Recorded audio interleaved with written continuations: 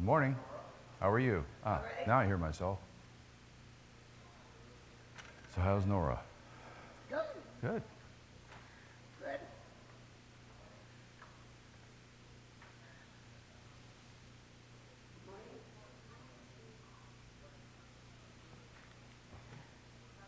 Gorgeous out. It is nice. Not a cloud. Gonna get a lot of rain, though they said. Yeah. Well, it helps my blueberries. Well, we could use them. Some places could use them, some places can't. Yeah. Yeah. All right. Good morning. We're finishing up talking about holidays, Jewish holidays. The idea is to give context to what you might read in the scriptures in the New Testament. So you understand the environment, understand what's important, what's not important to the Jewish population at the time when Christ was here. So, a little bit of background before I get into this one because it makes sense. Everybody heard of the Apocrypha, right? Okay. And what I did was I put a quick thumbnail sketch of what's in each of the books. The reason being is because two of the books, actually one of the books, is probably where a lot of the holiday that I'm going to talk about is rooted for the Jewish community. So, Esdras, justification of the ways to turn to God man. In other words, why is this happening to me? Am I being punished and like that? And it was justification that God does what God does. Tobit centers around Tobit, who's living in exile and the problem he runs into. Judith is about a Jewish widow and what she does to save her town. She murders a Assyrian general. So, Wisdom of Solomon, it basically kind of amplifies some of what Solomon says. Ecclesiastes, Tuckus, it's like a wisdom book, but it's a lot of advice in there. Baruch narrates how his prophecies read aloud, displaced by the different kings. It kind of tells the story kind of around the kings at that particular time. Letter of Jeremiah, it doesn't really amplify the book of Jeremiah much, but it talks about the worship of idols, and it really centers on one verse in Jeremiah. It kind of amplifies it. Prayer of Azariah embellishes the story of Hananiah, Mishael, and Azariah, who were bound, thrown into a fiery furnace. We know those three by what name?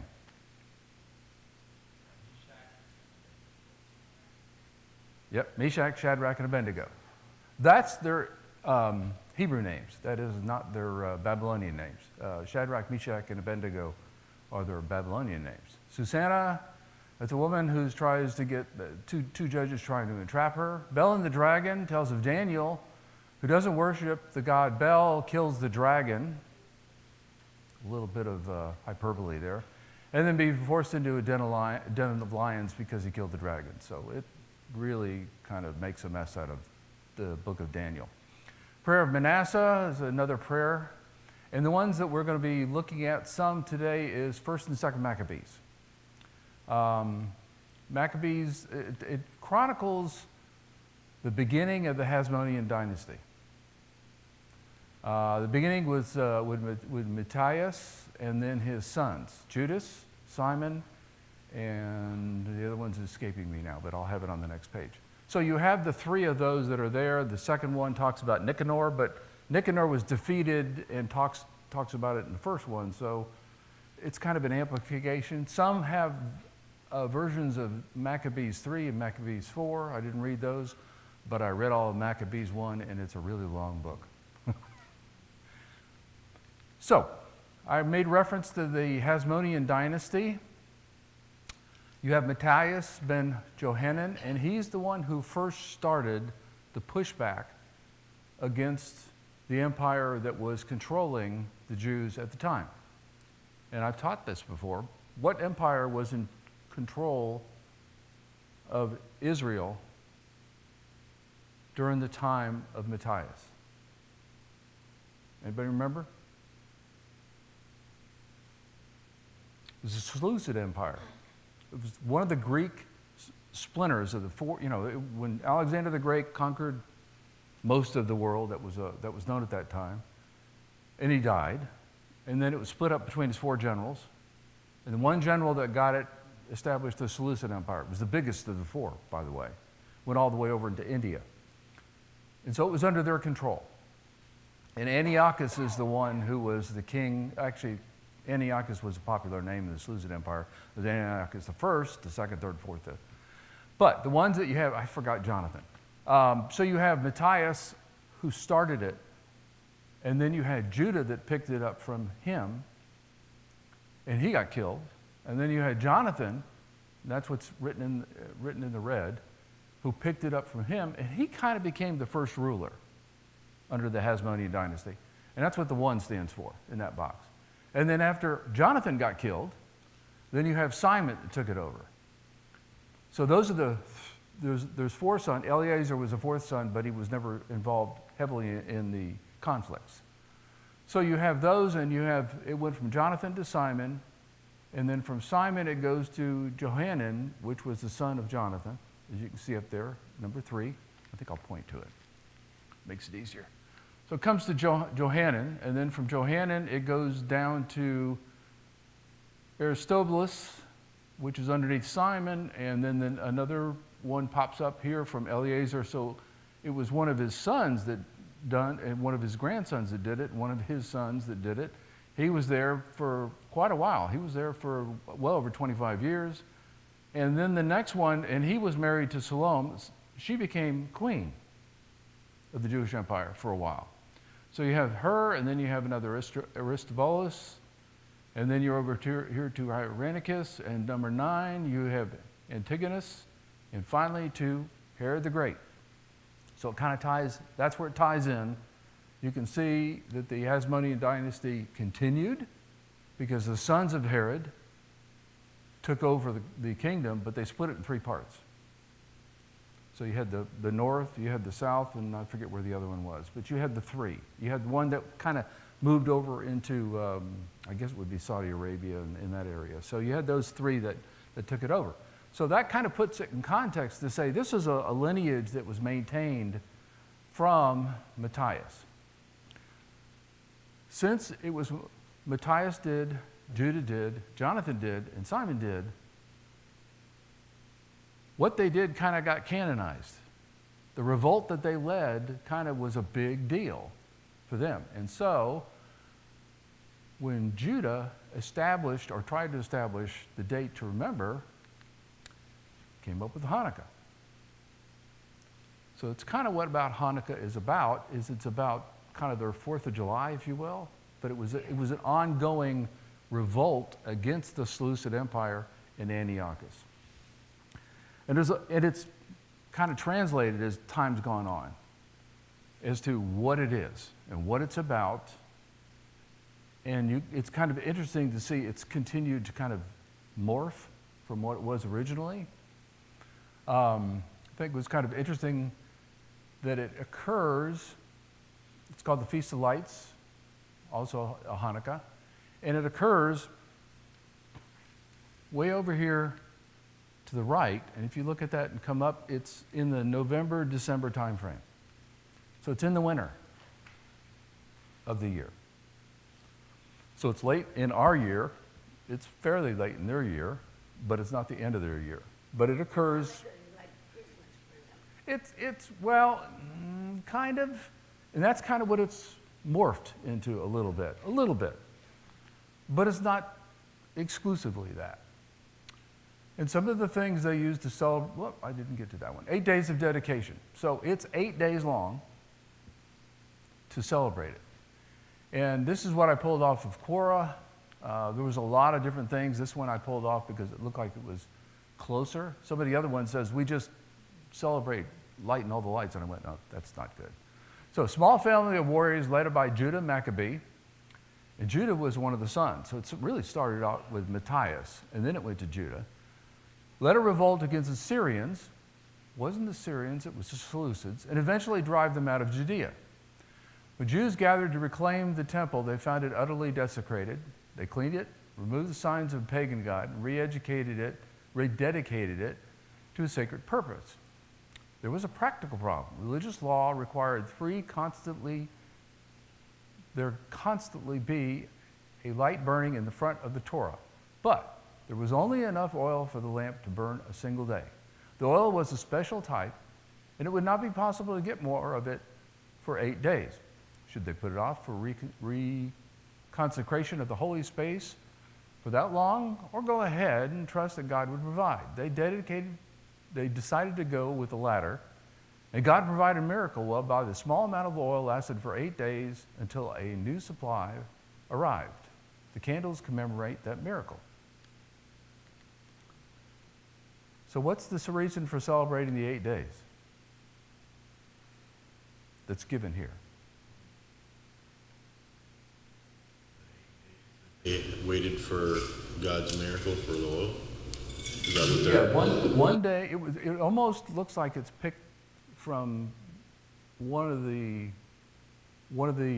books in the Old Testament that's centered on a certain prophet. What does it sound like? If you had to pick one. Sounds like Elijah. And remember the oil and the flour that never ran out? They had 1 day's worth and it kept lasting and lasting. Kind of seemed like it's picked that up for what the celebration of Hanukkah is about. It didn't start out that way. So we're going to look at what's here and what they're doing here, but what they did in the first century was different than what they're doing today. So some of the things that I went online, I said, okay, can you get decorations? I have no idea what the dinosaur means, but it's got some Hebrew letters on it and everything like that.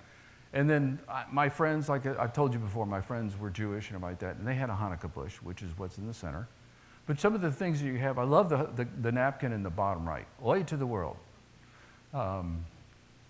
So you have some things that they can have, but they've kind of turned it in, and you see the presents and everything else in there, and you see a menorah, and you see little menorahs in there. So you have all these things that they have associated with it. Huh? When I worked in a nursing home, they had it for some of the people that were there. Did they lit the candles? So it's as far as all the holidays currently, this one was just about as big as Passover. And Passover means a whole lot more than Hanukkah. But it may have been that it was coincidental with when we celebrate Christmas, possibly. But it's interesting how it's morphed. So, looking at Maccabees, I pulled out some verses out of Maccabees so you can see where it started. Okay, remember in the perception that was from the one I had, it said the small force from Judas Maccabees was the ones who attacked and got rid of the Jews. That was the premise today, where people remember it is. And it may have gotten also a little bit washed by the Mishnah and the Gemara. Remember the Mishnah and Gemara? That's where they're interpreting and reinterpreting. So, those are the foreigners who escaped, went and reported to Lysias all that had happened. Lysias is the king in the Seleucid Empire. When he heard it, he was perplexed and discouraged, for things had not happened to Israel as he intended, nor had they turned out as the king had ordered. But the next year he mustered 60,000 picked infantry and 5,000 cavalry to subdue them. He came to Idumea, and Idumea is just south of the Dead Sea. I wrote that in there. And he encamped at Beth Zur. And Judas met them with 10,000 men. What would you consider a small band?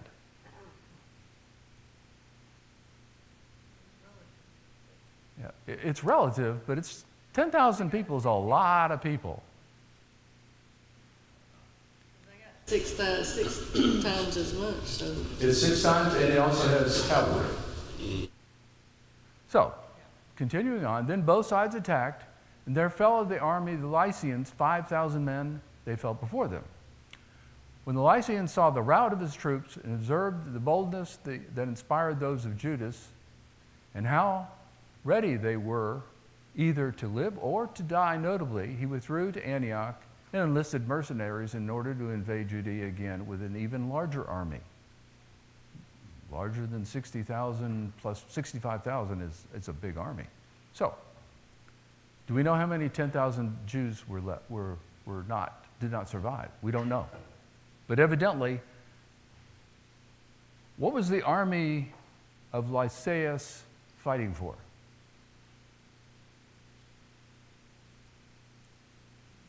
Because they were paid to do it.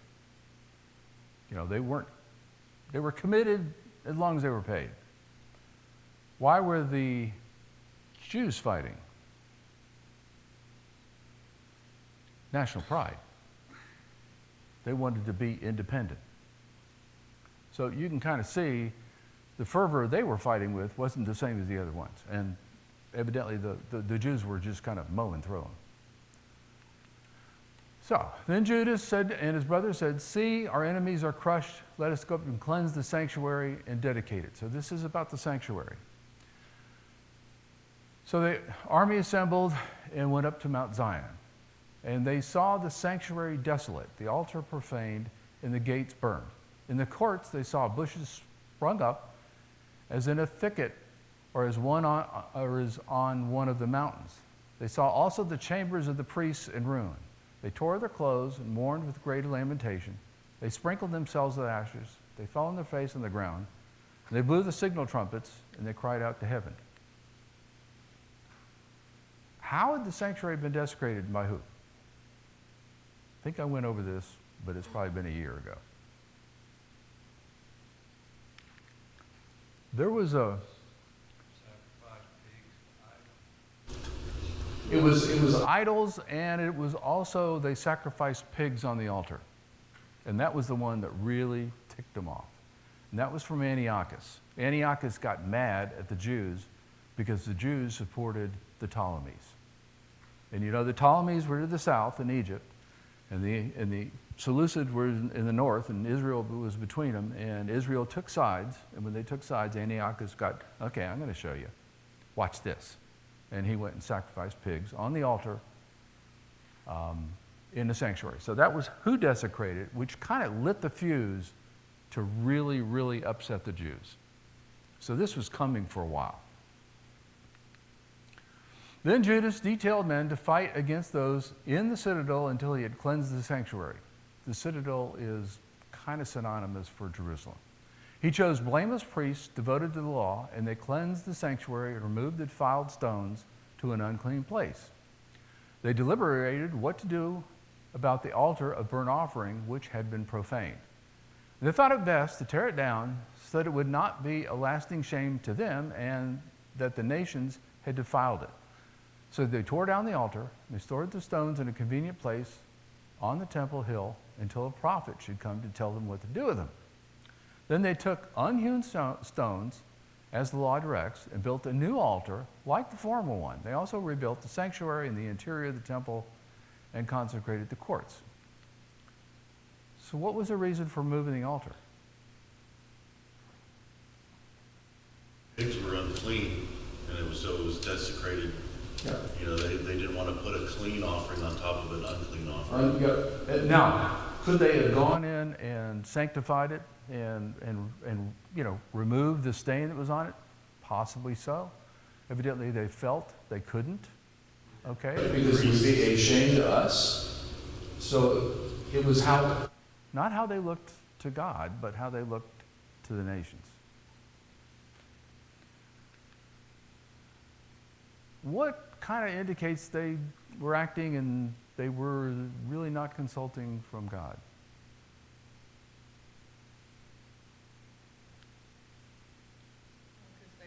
Up for later until the prophet came and told them what to do with it. yeah, they evidently weren't talking to a prophet.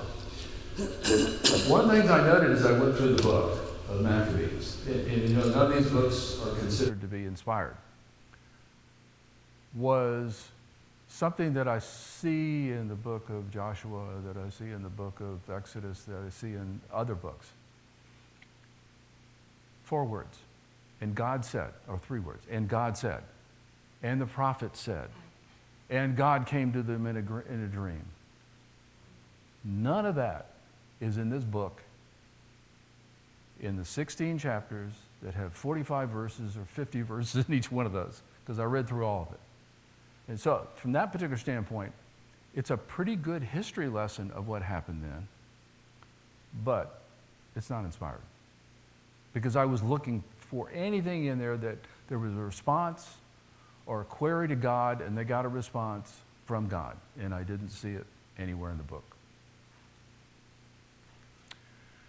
Moving on, early in the morning on the 25th day of the 9th month, which is the month of Chislev, which is also spelled with a K. I can get down to it in the bottom.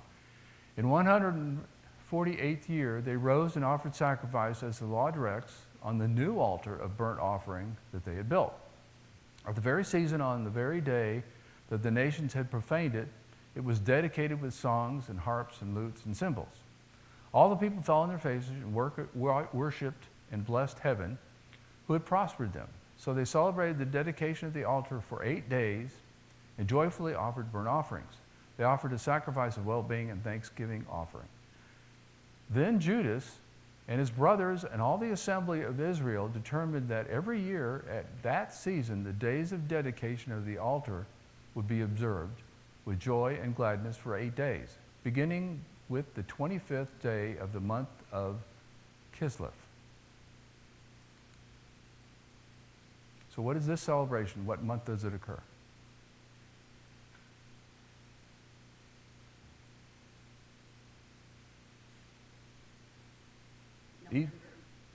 November, December. Remember, the Jewish calendar is basically, I think, 29 days or 30 days. Every month is the same. Our months, we've got 28 days, we've got 31 days, we've got 30 days, and like that. And so they're out of sync. So if you look at the Jewish calendar, it's pretty standard, although the month of Adar, which is the last month in the Jewish calendar, 1 year it's 29 days, I believe, and 1 year it's 30 days. And that's how they get synced back up with our revolution around the sun, is they do the month of Adar, which is the last month in the Jewish calendar. But that's why it moves around from when our calendar is, because we're not synced up. We don't line up because it keeps moving, and it looks like, I always kind of wonder, why does it year to year change? Because, as I said before, we had a temple that was right next to my high school, and it always kind of raised the question. The question was, their calendar is different, a little different than ours, and that's why it moves around. So it occurs in October, November, and it's Hanukkah. So it is in the winter. But it's definitely every year in the winter. It's the only holiday in the winter. So then the Jews seized the spoils and plundered. They cut off Nicare's head and the right hand that he had so arrogantly stretched out, and brought them and displayed them just outside of Jerusalem. The people rejoiced greatly and celebrated that day as a day of great gladness. They decreed that this day should be celebrated each year on the 13th day of Adar. Adar is the last month in the Jewish calendar. So the land of Judah had rest for a few days. So what is actually celebrated the month of Adar?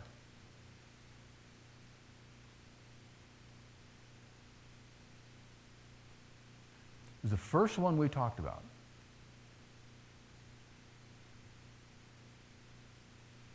Purim, the Feast of Purim.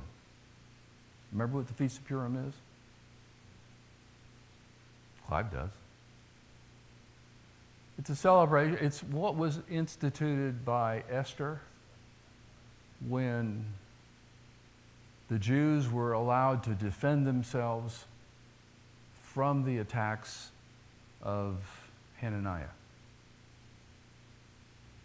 So it's from the book of Esther. If you want to look it up, it's in the book of Esther. So that's what's celebrated in Adar, not this. So what they tried to set up as another celebration didn't really hold.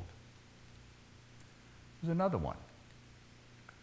Those that were in the citadel at Jerusalem were prevented from going in and out to buy and sell in the country. So they were very hungry, and many of them perished from famine.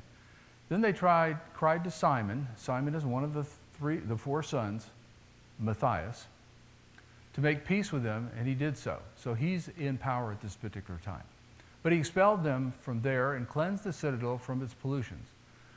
On the 23rd day of the second month in 171st year, the Jews entered it, and with praise and palm branches and with harps and cymbals and stringed instruments and with hymns and songs, because a great enemy had been crushed and removed from Israel, Simon decreed that every year they should celebrate this day with rejoicing. What's the second month of the Jewish calendar? No, it's a Jewish name. It's Iyar. And there's nothing celebrated in Iyar. I'll answer that question there. So this one didn't stick. So the three that they said we're going to decree to have this every year, only one of the three out of First Maccabees stuck. And this one isn't related to any of the other two, nor are the other two related. They're all three independent things. Different decrees. This one's Simon. The one for the 8 days was Judas. I don't remember who the other one was, but it could have been Simon. If it wasn't Simon, it was Jonathan. So it was different people decreeing, but the only one that they really stuck to is Judas. So, this is part of what they did. Again, it was how they survived in the environment. So they made pacts or agreements with other nations that were powerful to get their freedom. They didn't petition God, where God did things like he did in the other books that we do have in the Old Testament, where there's no way in the world they could have won, but they won. So may all go well with the Romans and with the nation of the Sioux at sea and on land forever, and may sword and enemy be far from them. If war comes first to Rome, or to any of their allies in all their dominion, the nation of the Jews shall act as their allies wholeheartedly on the occasion may indicate to them. So here is a pact they're making with the Romans at that particular time. The Romans were still up and coming. They hadn't really moved east much, but they went west. They swept into Spain. They went down into Carthage. Everybody's heard of the Carthaginian Wars. So all that's going on in the west. So they're becoming very powerful in the west, and eventually they're going to look to the east. How would partnering or creating an alliance with the Romans turn out?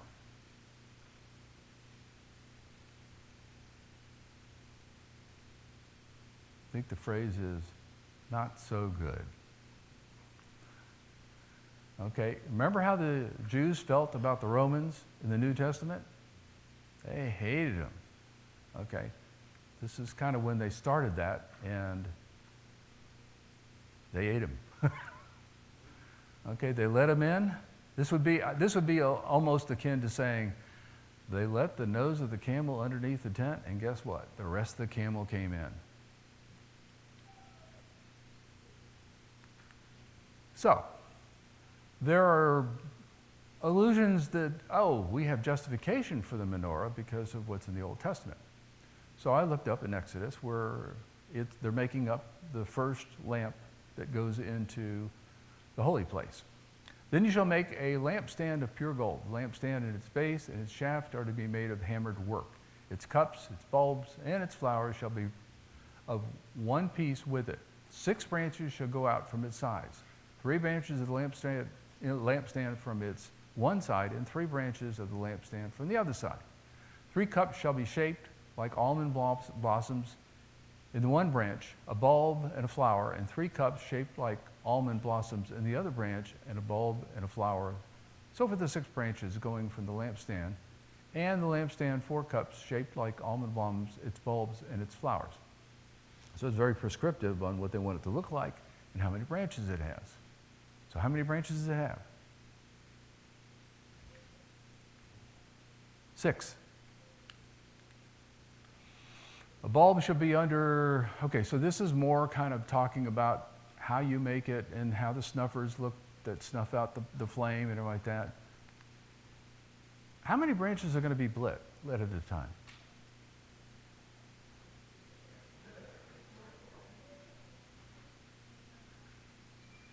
All 6. Not one, not two, not three, but all 6, all the time. And it was with oil that it was fed, so it could stay. So, what's this?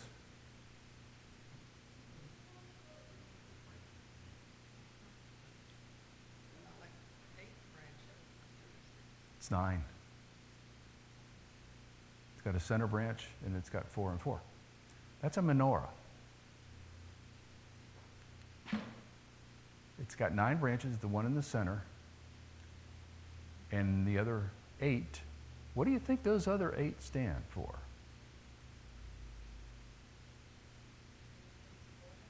The 8 days that Judas said, hey, we're going to celebrate for 8 days.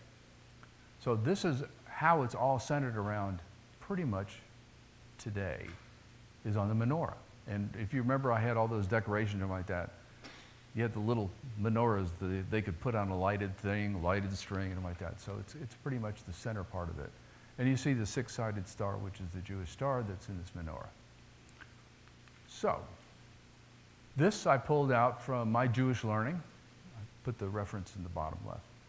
Your menorah should have 8 spots for candles, 1 for each night, and an extra 9th spot that is a different elevation. This 9th spot is for the shamash, or helper candle, that is used to light the others. So on the first of the Hanukkah's 8 nights, only 2 candles are placed in the Hanukkah menorah. The shamash, or the helper candle, which has its own designated spot, dead in the center, and another candle that designates the first night. The first night's candle is placed in the rightmost spot. Each night another candle is added, so on the 8th and final night of Hanukkah, all 9 candles are lit.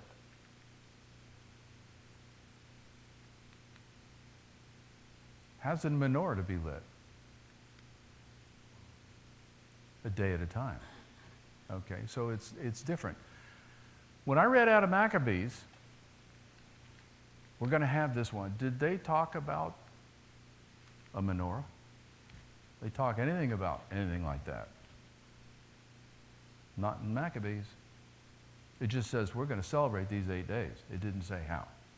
I suspect, and I didn't look at this, but into I think it's Shabbat 3 in the Gemara, it talks about it, but honestly I couldn't read through all of it. It was too long, and it was a word salad, it looked like to me when I read through it. But the Gemara and the Mishnah may have amplified on what it was, how they were going to celebrate.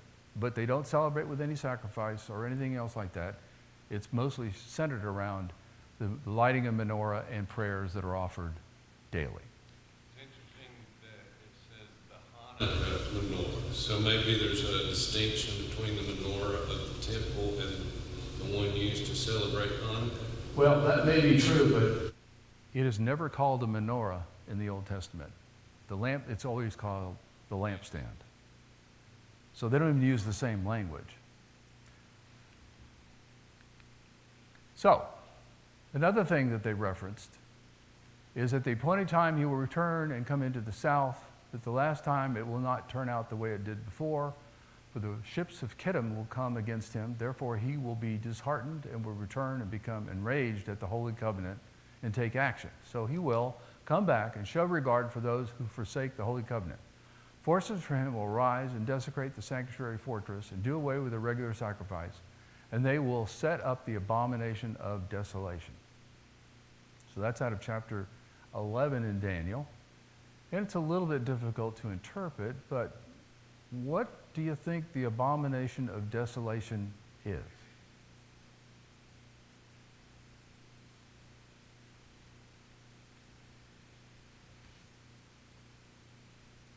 I can slow down a little bit because I only have 4 more slides. Well, I would assume that sacrifice on the altar, but isn't that phrase also used in the New Testament? It is. I believe I have it in the next slide. Or the next slide over. It is.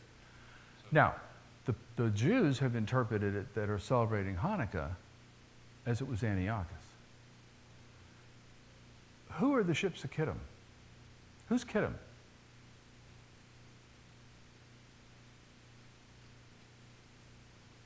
Rome. So Rome's going to come out against them. And it talks about it in that context.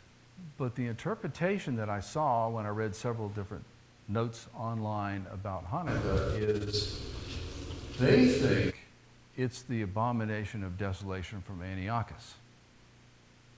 Antiochus was the one who sacrificed pigs on the altar.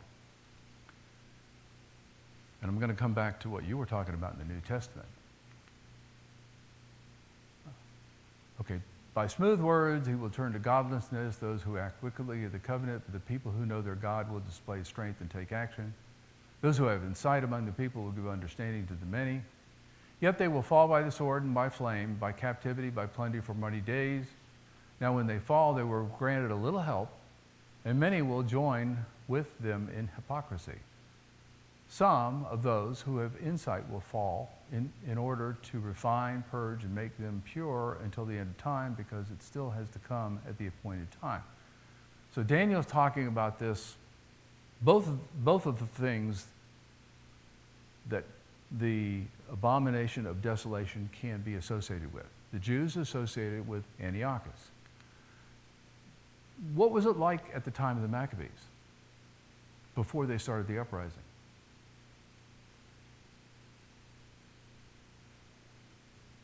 There's a lot of idol worship. There was a lot of stress with people who were hypocritical. What was it like in the time of the New Testament for the Jews? Wasn't there a lot of hypocrisy? Who made friends with the Romans and really kind of kept those ties pretty tight throughout the time frame that I'm talking about here? Wasn't it the Maccabees? They were tight with the Romans all the way through. You look at Herod the Great. Was he tight with the Romans? Oh yeah. They let him be the king. They let him do what he wanted to do. Remember when who did Pilate send Christ to? When he said, "Oh, you're from the north and the king from the north." I think it's Herod Archelaus that was down in Jerusalem at the time, because it was Passover. He would be there. He sent him to Herod, the son of Herod the Great, but he sent him to Herod, okay? So we find out they were, and after that, they were buds, okay? So you have pretty much the Hasmonean dynasty that had really stayed close with the Romans. The problem was they weren't trying to follow God. They got pretty corrupt. So it was pretty corrupt in the New Testament too. So you have both times where it was corrupt. More of the people were corrupt at the time of the Maccabees because they cleansed the temple and everything like that. They started out trying to follow God, but as the time went by, they got very political about things. So,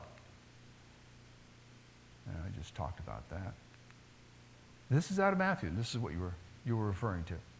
Therefore, when you see the abomination of desolation, which is spoken of through Daniel the prophet, standing in the holy place, let the reader understand. Then those who are in Judea must flee to the mountains.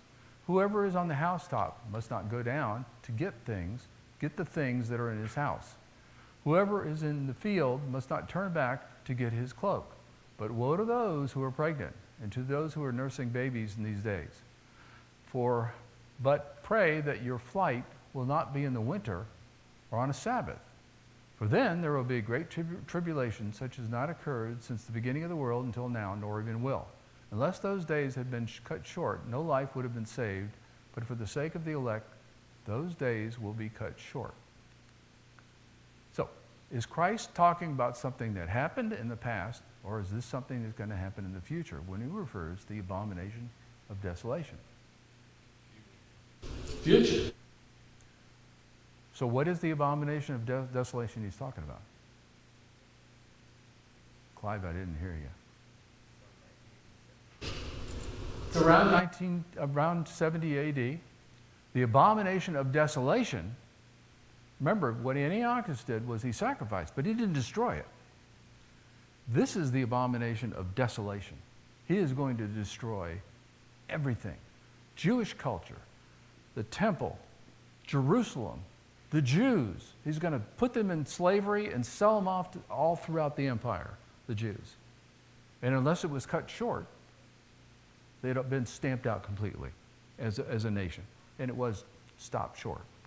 But the Jewish state didn't exist until 1946. They were just dispersed. So that's the abomination of desolation. It was destroyed. They came in. The Jews came into the temple and the Romans came into the temple and celebrated as they were destroying everything in Jerusalem. And that was the abomination of desolation. They made it desolate. As bad as Nebuchadnezzar did, they made it worse. So, got one last slide. At the time, there is one part in here where it has a reference. At that time, the Feast of Dedication took place in Jerusalem. It was winter. And Jesus was walking in the temple in the portico of Solomon.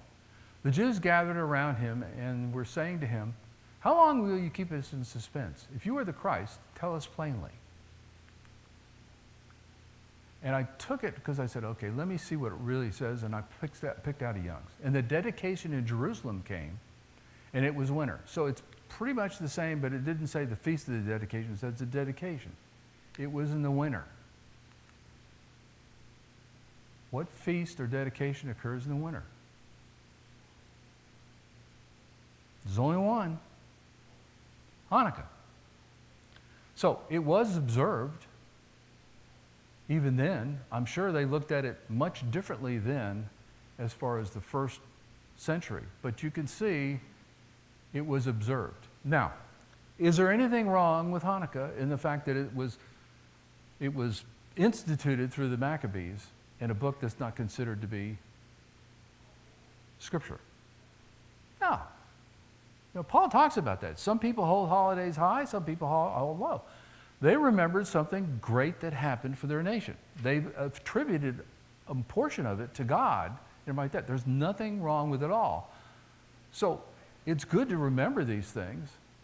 It's just that's what they choose to do. They choose to remember, as long as they can remember what it was about.